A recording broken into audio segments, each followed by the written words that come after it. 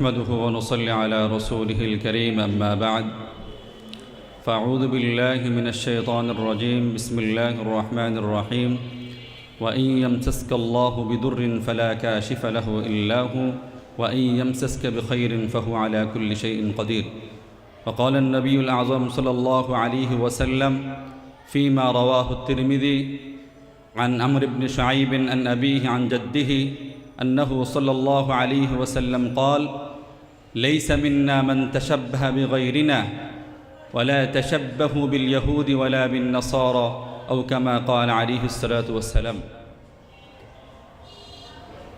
অধ্যকার আয়োজিত আজকের এই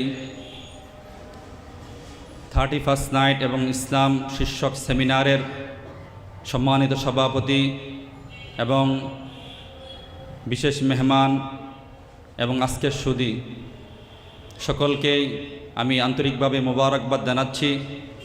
বিশেষ করে সময়ের চাহিদা অনুযায়ী, সময়ের বাস্তবতা অনুযায়ী আজকে একটা প্রোগ্রাম ওনারা আয়োজন করেছেন। আয়োজন করার পিছনে যারা শ্রম মেধা ব্যয় করেছেন, বিশেষ করে আমাদের অত্যন্ত ঘনিষ্ঠ সহপাঠী আজিমপুর সাপড়া মসজিদের সম্মানিত খতিব এবং লালবাগ মাদ্রাসার সম্মানিত উস্তাজ বন্ধুবর হযরত মাওলানা জুবাইর বিন আব্দুল কুদ্দুস সাহেব সহ যারা কষ্ট করে শ্রম দিয়ে মেধা দিয়ে এই অনুষ্ঠান আয়োজন করেছেন, সকলের প্রতি আন্তরিক মোবারকবাদ জ্ঞাপন করেছি। কারণ সাল্লাল্লাহু আলাইহি ওয়াসাল্লাম বলেছেন মাল্লাম ইয়াশকুরিন নাস লাম ইয়াশকুরিল্লাহ, যে ব্যক্তি মানুষের শুকরিয়া আদায় করে না সে আল্লাহ শুকরিয়া আদায় করে না। যাই হোক, আমাকে আলোচনার জন্য আজকে যে বিষয়টা দেওয়া হয়েছিল তা হচ্ছে 31st নাইট হারাম হওয়ার বা নিষিদ্ধ হওয়ার কারণ কি, এ সম্পর্কে আমি ইনশাল্লাহ সামান্য অল্প করে কিছু আলোচনা করার চেষ্টা করব। ওমা তৌফিক ইল্লা বিল্লাহ। 31st নাইট তার মানে হচ্ছে 31শে ডিসেম্বর। এই 31শে ডিসেম্বর রাত্রিতে উদযাপন করা হয় যে নতুন বর্ষকে, পুরাতন বর্ষকে বিদায় জানানো এবং আগত বৎসরকে স্বাগত জানানো। এটা এমন না যে 24 সালকে বলবো তুমি চলে যাও আর 25 সালকে বলবে তুমি চলে আসো, এরকম না। বরং এটা উদযাপনের দুইটা দিক রয়েছে, একটা ইনডোর দিক মানে ভিতরের দিক, একটা হলো আউটডোর দিক বাহিরের দিক। ভিতরের দিক হলো এই অনুষ্ঠানটা আপনারা ইতিহাস যারা জানেন পড়েছেন, আমি সংক্ষিপ্ত আকারে বলতেছি যে এটা খ্রিস্টানদের একটা মূলত নববর্ষ উদযাপনের একটা রীতি কালচার। তারা এটাকে দুইভাবে উদযাপন করে। একটা হলো তারা তাদের ধর্মশালায় গিয়ে, গির্জা বা চার্চে গিয়ে তারা উদযাপন করে, আর একটা হলো বাহিরে গিয়ে উদযাপন করে। তারা ধর্মশালায় যেভাবে উদযাপন করে সেটা সম্পূর্ণরূপে শিরিক, শুধু একভাবে না বরং দুইভাবে শিরিক। একটা হলো শিরিক ফির রুবুবিয়্যা, আর একটা হলো শিরিক ফিল ইবাদা। শিরিক ফির রুবুবিয়্যা মানে হচ্ছে যে আমরা জানি, আমরা যে আল্লাহ তাআলার প্রতি ঈমান এনেছি, যে আল্লাহ তাআলাকে আমরা বিশ্বাস করি আল্লাহ এক অদ্বিতীয়, আল্লাহর সাথে কোনো পয়েন্টে কোনোভাবে কেউ শরিক নাই। তার মাঝে উল্লেখযোগ্য 3টা পয়েন্ট, একটা হলো রুবুবিয়্যাত, একটা হলো উলুহিয়্যাত, একটা হলো আসমা ও সিফাত। রুবুবিয়্যাতের ক্ষেত্রে 3টা পয়েন্ট, একটা হলো যে আপনার সৃষ্টিকর্তা, একটা হলো মালিক, একটা হলো পরিচালনা। যে আল্লাহ তাআলা এই সমস্ত কায়নাতের মহাবিশ্বের সৃষ্টিকর্তা, আমার আপনার সকলের সৃষ্টিকর্তা হচ্ছে আল্লাহ তাআলা। এরকমভাবে সমস্ত কায়নাতের মালিক হচ্ছে আল্লাহ তাআলা। 3 নম্বর হচ্ছে পুরা কায়নাত, পুরা বিশ্ব আল্লাহ তাআলা পরিচালনা করেন। আল্লাহ তাআলা পরিচালনা করতে গিয়ে কাউকে ভালো দেন, কাউকে মন্দ দেন, এবং কাউকে মন্দ দিলেও সেটাও একমাত্র আল্লাহ তাআলা দূর করেন। সে কথা আল্লাহ পাক রব্বুল আলামিন কালামুল্লাহ শরীফে ইরশাদ করেছেন, ওয়া ইন ইয়ামসাসকাল্লাহু বিদুররিন ফালা কাশিফা লাহু ইল্লা হু ওয়া ইন ইয়ামসাসকা বিখাইরিন ফাহু আলা কুল্লি শাইইন কাদির। যদি তোমাদেরকে কোনো ধরনের অকল্যাণ স্পর্শ করে তাহলে সেটা একমাত্র দূরকারী হলো আল্লাহ তাআলা। তো যারা এই 31st নাইট উদযাপন করে ইনডোরগতভাবে, মানে ধর্মশালায় গিয়ে উদযাপন করে, তাদের দৃষ্টিভঙ্গি থাকে যে তাদের একটা দেবতা রয়েছে। সেই দেবতার নাম হচ্ছে জানুস দেবতা। আপনারা গুগলে সার্চ দিলে পাবেন, জানুস লেখেন, বাংলায় লেখেন বা ইংরেজিতে লেখেন, তার ছবি আপনারা পেয়ে যাবেন। সেই জানুস দেবতার আপনার মুখ 2টা। সাধারণভাবে যত মূর্তি দেখা যায় সমস্ত মূর্তির মুখ থাকে একটা, কিন্তু এই জানুস দেবতার মূর্তির মুখ হলো 2টা, একটা পিছনের দিকে, একটা সামনের দিকে। তারা এই মূর্তির নাম দিয়েছে গড অফ ডোরস, মানে তার মাধ্যমে শেষ করে, তার মাধ্যমে শুরু করে। যখন এই 31st নাইট 31শে ডিসেম্বর রাত্রের 12টার আগে খ্রিস্টান সম্প্রদায় এই চার্চে গিয়ে তারা এই জানুস দেবতার পিছনের মুখের সামনে দাঁড়িয়ে তারা দোয়া করে যে বিগত 1 বছর আমরা যত কল্যাণ পাইছি, যত ভালো কিছু পাইছি, এ আপনার কারণে পাইছি।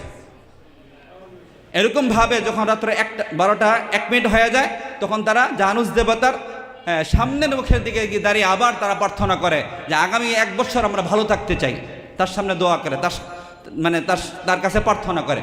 তাহলে এই যে তারা উদযাপন করা যে ইনডোর সিস্টেম, এখানে দুইভাবে শিরিক। একটা হলো তারা গায়রুল্লাহকে মনে করতেছে তাদের জীবনের লাভ লসের ক্ষতির মালিক, অথচ প্রত্যেকটা মানুষের সমস্ত মাখলুকের লাভ লসের মালিক হচ্ছে একমাত্র আল্লাহ তাআলা। এটা ঈমান, এটা আপনার অন্তরে ধারণ করতে হবে, লালন করতে হবে।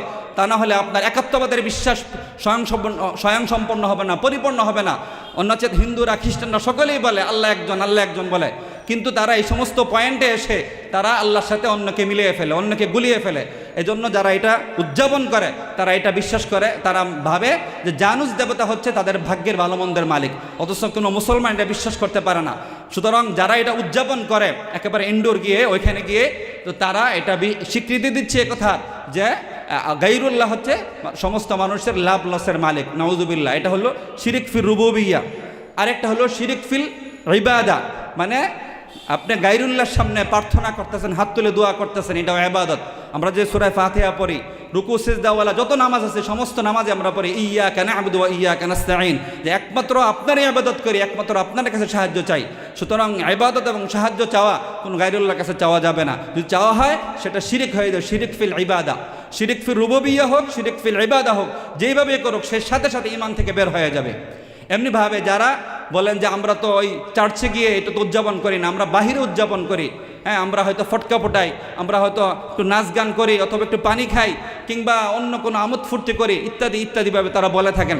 তাদের ক্ষেত্রেও রাসূল সাল্লাল্লাহু আলাইহি ওয়াসাল্লামের হাদিস রয়েছে। রাসূল সাল্লাল্লাহু আলাইহি ওয়াসাল্লাম বলেছেন, এই হাদিসটা তিরমিজি শরীফে বর্ণিত হয়েছে, আমর ইবনে শুআইব আন আবিহি আন জাদ্দিহি থেকে বর্ণিত। তিনি বলেন, রাসূলুল্লাহ সাল্লাল্লাহু আলাইহি ওয়াসাল্লাম বলেছেন, মান তাশাব্বাহা লাইসা মিন্না, লাইসা মিন্না, আমার দলের অন্তর্ভুক্ত নয়, মান তাশাব্বাহা বিগাইরিনা, যারা মুসলমানদের ছাড়া অন্যদের সাথে মিলিয়ে বিভিন্ন ধরনের সাদৃশ্যতা রাখে, বিভিন্ন ধরনের উদযাপনে তারা অংশগ্রহণ করে, তারা আমার উম্মতের অন্তর্ভুক্ত নয়।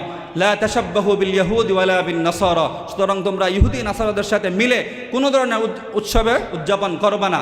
এই জন্যই তো দেখা যায় যে আমরা জানি আশুরার রোজা মূলত একটাই, 10 মুহররমের রোজা একটাই, কিন্তু যেহেতু এই রোজাটা ইহুদিদের সাথে মিলে যায়, এজন্য রাসূল সাল্লাল্লাহু আলাইহি ওয়াসাল্লাম বলছেন যে তোমরা 9 তারিখ 10 তারিখ রোজা রাখবা, কিংবা 10 তারিখ 11 তারিখ রোজা রাখবা।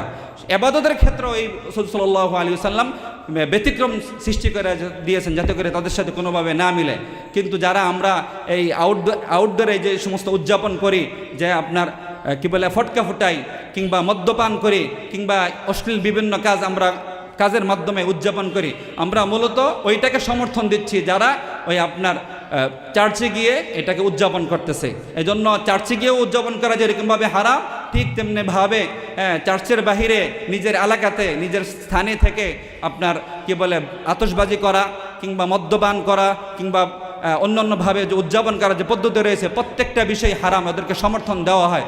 শুধু তাই না, আমরা অনেকে আছে শখের বশবর্তী হয়ে আমরা মেসেজ পাঠাই বা বলি যে হ্যাপি নিউ ইয়ার, হ্যাঁ, এটাও বলাও নিষেধ, কারণ এইটা খ্রিস্টানদের ইয়েদের সাথে মিলে যাচ্ছে। আমরা ইহুদি খ্রিস্টানদের সর্বক্ষেত্রে ওদের আপনার ব্যতিক্রম করে কাজ করতে হবে। আর বাংলাদেশে এটা এখন খুব ব্যাপক আকারে ধারণ করেছে, আগে এত ব্যাপক আকারে ছিল না। আপনি 2000 সালের আগে এটা এত ব্যাপক আকারে ছিল না।